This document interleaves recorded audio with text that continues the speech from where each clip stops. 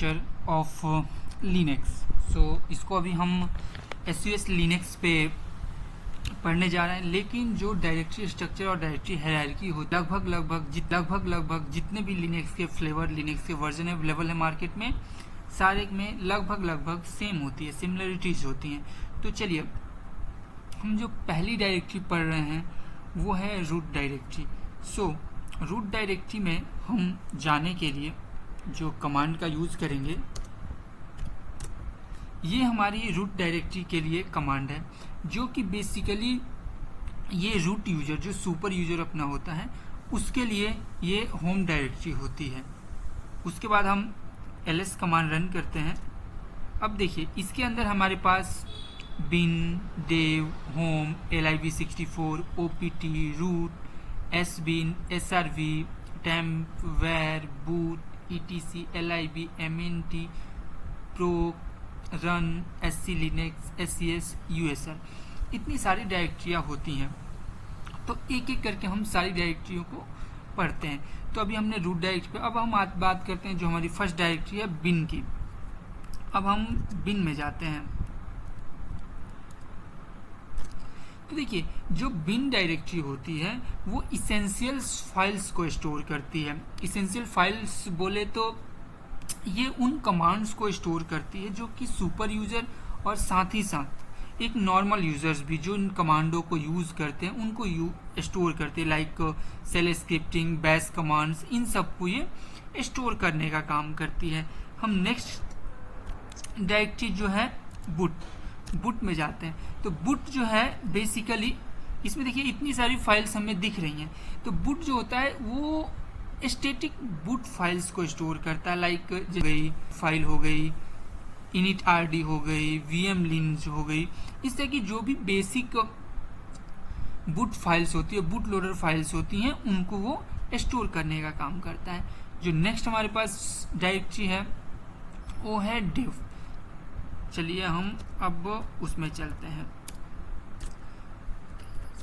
तो देखिए जो डिव फाइल होती है, जो डिव डायरेक्टरी होती है, वो बेसिकली जो भी हमारे पास स्पेसिफिक होस्ट डिवाइस से जो फाइल रिक्वायर्ड होती है, होस्ट डिवाइस के लिए जो फाइल्स रिक्वायर्ड होती है और जो होस्ट डिवाइस ही एक्सेस करता है जिन फाइल्स को, उन फाइल्स को स्टोर करने का काम हमारी जो है डिव डायरेक्टरी करती है। हम फिर से एक बार रूट में जाते हैं, क्लियर करते हैं स्क्रीन को, सॉरी, और ठीक है। डिव के बाद हम आते हैं ईटीसी डायरेक्टरी के अंदर। ईटीसी में हम ls करते हैं तो बहुत सारी फाइल्स होती है, क्योंकि ये जो ईटीसी डायरेक्टरी होती है जितनी भी उस सिस्टम के, जितनी भी होस्ट सिस्टम की कॉन्फ़िगरेशंस फाइल्स होती हैं उनको ये स्टोर करता है। चाहे कोई भी फाइल्स हो, किसी प्रकार की कॉन्फ़िगरेशंस फाइल्स हो, सारी की host specified configurations files etc directory के अंदर होती है। फिर से हम एक बार क्लियर कमांड चलाते हैं एंड रूट में आते हैं और ls करते हैं। अब देखिए ईटीसी के बाद आते हैं होम के अंदर, cd/home। अब हम ls करते हैं। तो जो होम डायरेक्टरी, जो रूट के अंदर जो होम डायरेक्टरी हमारी होती है, वो हर किसी भी, अगर आप कोई भी एडमिनिस्ट्रेटर के अलावा जो रूट यूज़र, जो सुपर यूज़र रूट यूज़र होता है, उसके अलावा कोई भी आप यूज़र क्रिएट करते हैं तो उसकी जो होम डायरेक्टरी होती है वो सारी की सारा, और आप बोल सकते हैं कि किसी भी नॉर्मल यूज़र की जो टोटल डायरेक्टरी होती है, टोटल कॉन्फ़िगर फाइल्स होती है, रिक्वायर्ड फाइल्स, वो सारी होम के अंदर स्टोर होती है। उसके बाद हमारे पास नेक्स्ट जो डायरेक्टरी है वो है लिब। चलिए हम अभी नेक्स्ट डायरेक्टरी में चलते हैं। ठीक है, अब हम ls करते हैं। तो देखिए ये जो हमारी लिब डायरेक्टरी होती है, ये लाइब्रेरी एंड साथ ही साथ कर्नल मॉड्यूल, इन दोनों को स्टोर करने का काम करती है। जो भी इसेंशियल शेयर्ड लाइब्रेरीज होती हैं और जो कर्नल मॉड्यूल होता है उसको ये स्टोर करता है। इसेंशियल लाइब्रेरी लाइक अगर सपोज आप कोई भी कमांड अगर आप कोई रन करते हैं तो उस कमांड को वो कहीं से फैच करता है, तो जो जहाँ पे उसकी इंफॉर्मेशन स्टोर्ड होती है वहाँ से हम इसको वो डायरेक्टरी उन सारी फाइलों को स्टोर करने का काम। लाइब्रेरी के बाद जो हमारे पास नेक्स्ट डायरेक्टरी है वो MNT है, जो कि माउंट टेम्प्रोरी जो भी चलिए हम पहले उस डायरेक्टरी के अंदर चलते हैं।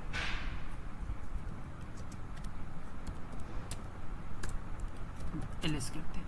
इसके अंदर हमारे पास कोई भी अभी डायरेक्टरी फाइल्स फोल्डर अवेलेबल नहीं है।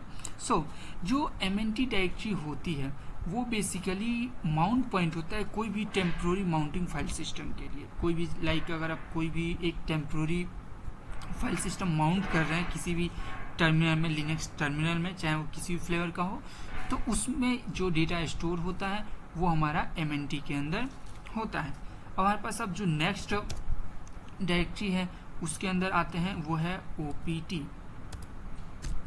अब देखिए OPT ls, इसके अंदर हमने ls किया तो इसके अंदर कोई भी फाइल और डायरेक्टरी अवेलेबल नहीं है। तो ये जो बेसिकली होता है कोई भी एडॉन्स एप्लीकेशन पैकेज या कोई भी एडॉन्स एप्लीकेशन सॉफ्टवेयर आप जब इंस्टॉल करते हैं किसी भी टर्मिनल में, तो उस समय जो डेटा स्टोर होता है वो हमारा OPT डायरेक्टरी के अंदर स्टोर होता है। अब आते हैं हमारे पास नेक्स्ट जो डायरेक्टरी है प्रोक डायरेक्टरी। अब देखिए प्रोक डायरेक्टरी में क्या स्टोर होता है, जितनी भी हम प्रोसेसेस करते हैं, जो भी हम प्रोसेस करते हैं वो सारे के सारे जो इन्फॉर्मेशन होती है, कोई भी प्रोसेस हम रन करते हैं तो उसकी जो इन्फॉर्मेशन होती है वो प्रोक डायरेक्टरी के अंदर स्टोर होती है। चलिए अब एक बार हम क्लियर करते हैं एंड अगेन रूट में आते हैं एंड ls। तो प्रोक डायरेक्टरी बाद हमारे पास है रूट डायरेक्टरी। रूट डायरेक्टरी के अंदर मैं आपको ऑलरेडी बता चुका हूँ कि रूट डायरेक्टरी जो होती है सुपर यूजर, जो रूट यूजर होता है उसकी होम डायरेक्टरी होती है। उसके बाद आते हैं हम बिन पे, एस बिन पे cd/sbin।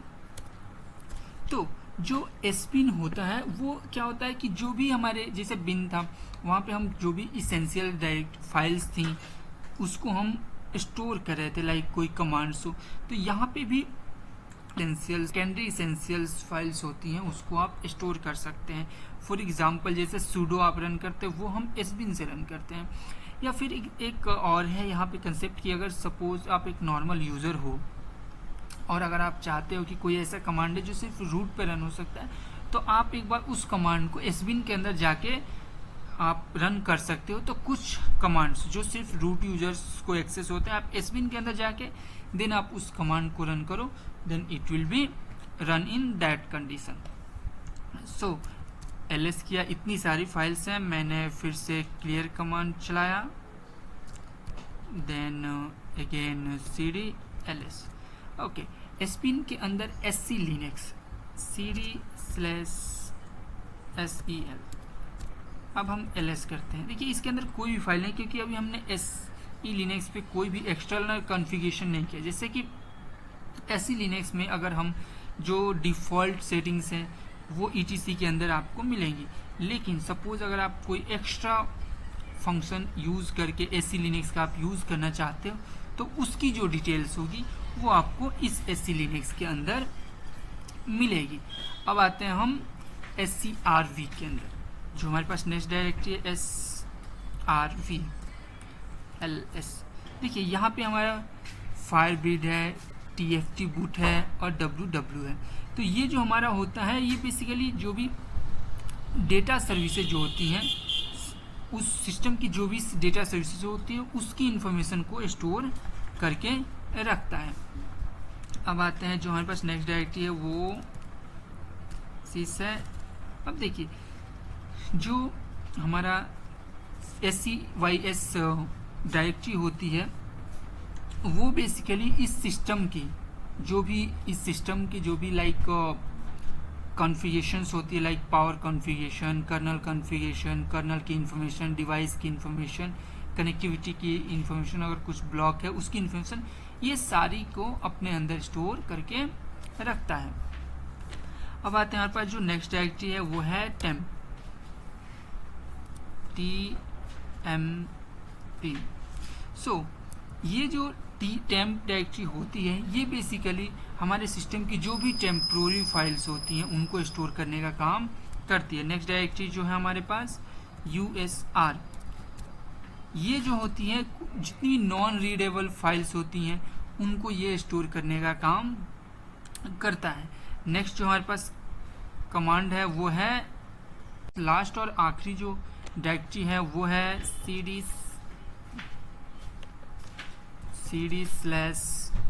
/var है। जो डायरेक्टरी है बेसिकली सिस्टम की जितनी भी वेरिएबल्स फाइल्स होती हैं उनको ये स्टोर करने का काम करता है, जैसे कि लॉग। अब चलिए मैं ls करता हूं तो देखिए यहाँ पे क्या क्या है, adm है, एजेंटेक्स है, केस है, क्रेस है, लाइबी है, ब्लॉग है, लॉग है, मेल है, ओपीटी है, रन है, स्पूल है, टेम्प है, ईआईपी है। तो जितनी भी ये सारी हमारी डायरेक्टरीज हैं ये सारी वेरिएबल्स की डायरेक्टरी हैं। तो जितने भी वेरिएबल्स होते हैं उनको जो स्टोर करने का काम करता है ये var डायरेक्टरी करता है। तो ये पूरा एक किसी भी लिनक्स के लिए चाहे वो लिनक्स का कोई भी फ्लेवर हो, ये सारी डायरेक्टरी होती हैं जो सारे ही लिनक्स के कोई भी फ्लेवर, चाहे आप रेड हैट पढ़ें, सेंटोस पढ़ें या एसवीएस लिनक्स पढ़ें, ये सारी कॉमन डायरेक्टरीज होती हैं जो थोड़ा सा का डिफरेंस, कुछ डायरेक्टरीज लिनक्स के फ्लेवर में कुछ डायरेक्टरीज आपको अवेलेबल होंगी, कुछ लिनक्स के फ्लेवर में कुछ डायरेक्टरीज आपको अवेलेबल नहीं होंगी, लेकिन जो फंक्शन होगा, जो स्टोरेज कैपेबिलिटी होगी, जो स्टोरेज का फंक्शन होगा वो अप्रॉक्स सारे लिनक्स के फ्लेवर में सारी की सारी सेम होंगी। Thank you.